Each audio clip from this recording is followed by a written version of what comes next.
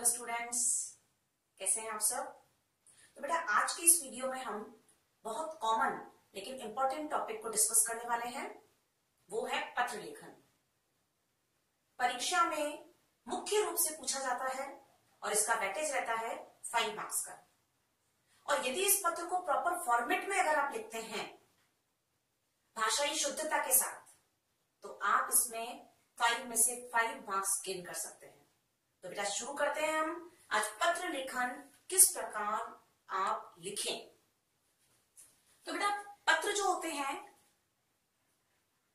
हालांकि वर्तमान समय में संचार के बहुत से साधन उपलब्ध हो गए, लेकिन फिर भी पत्रों का महत्व कम नहीं हुआ है। अब बात आती है पत्रों के प्रकार की। तो पत्र जो है वो 2 प्रकार के होते हैं। एक पत्र होता है आपका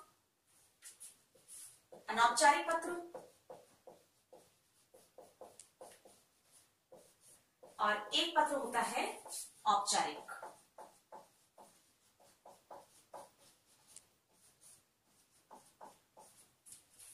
अनौपचारिक पत्र आप किन्हें लिखेंगे? आपके जिनके साथ व्यक्तिगत संबंध है, जो आपके परिवार, रिश्तेदार, मित्र आदि को जो लिखे जाते हैं, वे पत्र होते हैं कौन से? अनौपचारिक पत्र। उसके बाद हम चर्चा करते हैं औपचारिक पत्रों की।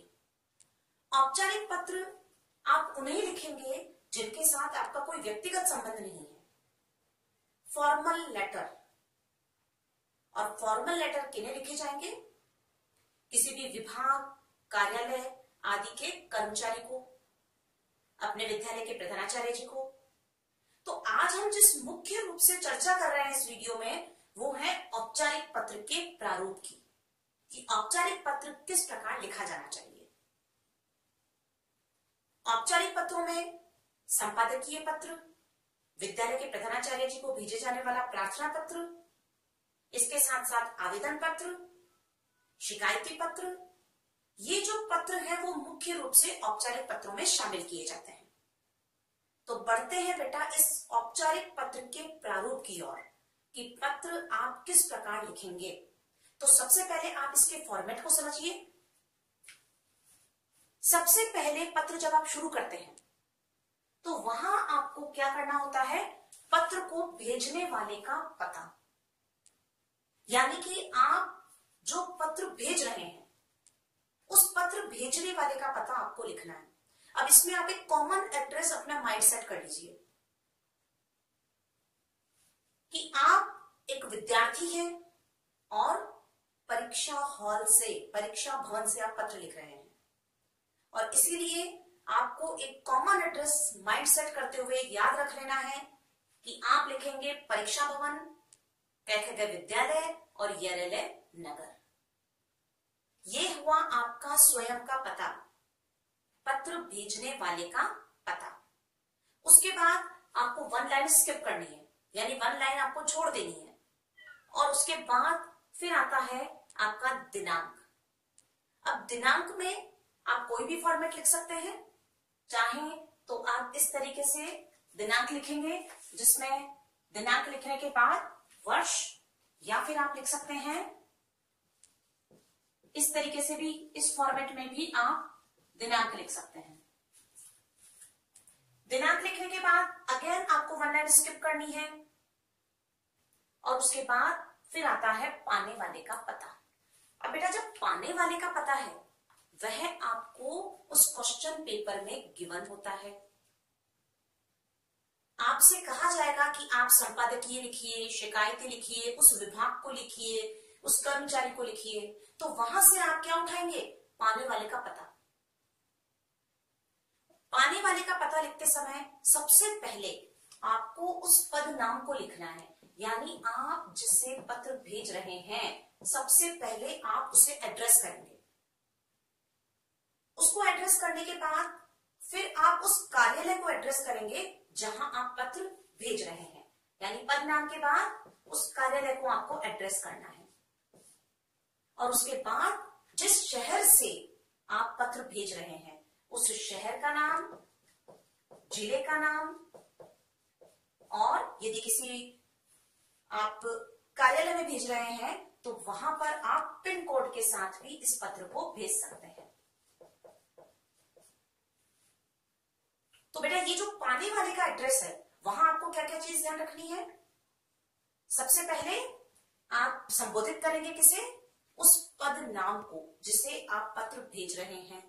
फॉर एग्जाम्पल यदि आप किसी संपादक को पत्र भेज रहे हैं तो आप उन्हें संबोधित करते हुए लिखेंगे श्रीमान संपादक। अब इसमें बेटा दो चीजें हैं जो आपको ध्यान रखनी है। पहली चीज तो ये कि आप जब श्रीमान लगा रहे हैं तो आपको उस पद नाम के पीछे महोदय लगाने की आवश्यकता नहीं है। उसके बाद आप किसी समाचार विभाग के कार्यालय को भेज रहे हैं क्योंकि संपादक वही होते हैं, तो वहां आप उस समाचार पत्र का नाम मेंशन करेंगे जो आ जाएगा उस कार्यालय के नाम में। फिर जिस शहर से आप भेज रहे हैं, जिस जिले से आप संबंधित हैं, और उसके बाद पिन कोड के साथ। तो ये हो गया बेटा आपका पत्र को पाने वाले का पता। उसके बाद देखिए आप वन लाइन फिर आपको स्किप करनी है। बेटा बहुत प्रॉपर फॉर्मेट आपको बता रही हूं मैं, और इस फॉर्मेट के अकॉर्डिंग अगर आप पत्र लिखेंगे तो डेफिनेटली आपको full out of full marks मिलेंगे। उसके बाद पाने वाले के पते के बाद आपको वन लाइन स्किप करनी है। फिर बात आती है विषय की, क्योंकि औपचारिक पत्र यदि है तो आपको विषय लिखना कंपलसरी है। अब ये जो विषय है आप कहां से निकालेंगे, जो क्वेश्चन आपको गिवन है उस क्वेश्चन में से ही आपको विषय निकालना है। अब विषय लिखते समय कुछ चीजें हैं जो आपको ध्यान रखनी है। सबसे इंपॉर्टेंट थिंग, कई बार स्टूडेंट्स बहुत लंबा चौड़ा विषय लिख देते हैं जिसकी कोई आवश्यकता नहीं होती है। विषय बहुत शॉर्ट में लिखा जाना चाहिए, और विषय लिखते समय आपको ध्यान रखना है कि आप विषय के बाद में पूर्ण विराम नहीं लगाएंगे, ब्रैकेट में नहीं लिखेंगे। कई बार स्टूडेंट्स विषय लिखने के बाद उसमें ब्रैकेट बना देते हैं, तो आप इस प्रॉपर फॉर्मेट में विषय लिखेंगे जो आपको किससे लेना है, उस गिवन क्वेश्चन में से निकालना है कि आप किस संबंध में पत्र लिख रहे हैं। आप कोई शिकायत कर रहे हैं तो शिकायत को वहां पर लिखिए। आप यदि कोई प्रार्थना कर रहे हैं, कोई आवेदन कर रहे हैं, उस प्रकार से उसको सोचते हुए वहां आप विषय लिखेंगे। उसके बाद बात आती है संबोधन, यानी यहां पर आप क्या कर रहे हैं, जिस व्यक्ति को, जिस कार्यालय को संबोधित करते हुए आपने पत्र लिखा है, आप यहां उनको संबोधित करेंगे, यानी आप इनका अभिवादन करेंगे। और ये अभिवादन किन शब्दों में होना चाहिए, फॉर्मल लेटर है तो फॉर्मल लेटर में आपकी लैंग्वेज भी फॉर्मल होगी, तो यहां आप अभिवादन करेंगे किससे, महोदय, या लिख सकते हैं आप मान्यवर। कुछ पत्रों में श्रीमान इस तरीके से भी उसे संबोधित किया जा सकता है। तो ये बात हुई संबोधन की। आदर सूचक शब्दों के साथ हम उन्हें संबोधित करेंगे। उसके बाद आती है पत्र की मुख्य बात, वो है विषय वस्तु, यानी आपका कंटेंट। अब कंटेंट कैसा होना चाहिए, भाषाई सरलता के साथ में और भाषा की शुद्धता के साथ में। ये दो चीजें आपको बहुत ध्यान रखनी है, भाषाई सरलता और दूसरी शुद्धता। यहां विषय वस्तु, जिस विषय के संबंध में आप पत्र लिख रहे हैं वही आपकी विषय वस्तु है। विषय वस्तु लिखते समय संबोधित किया हमने, उनको अभिवादन किया, और फिर आप लिखेंगे सविनय निवेदन है कि मैं इस संबंध में आपको पत्र लिखना चाह रहा हूं। Content should be in minimum 8 to 10 lines.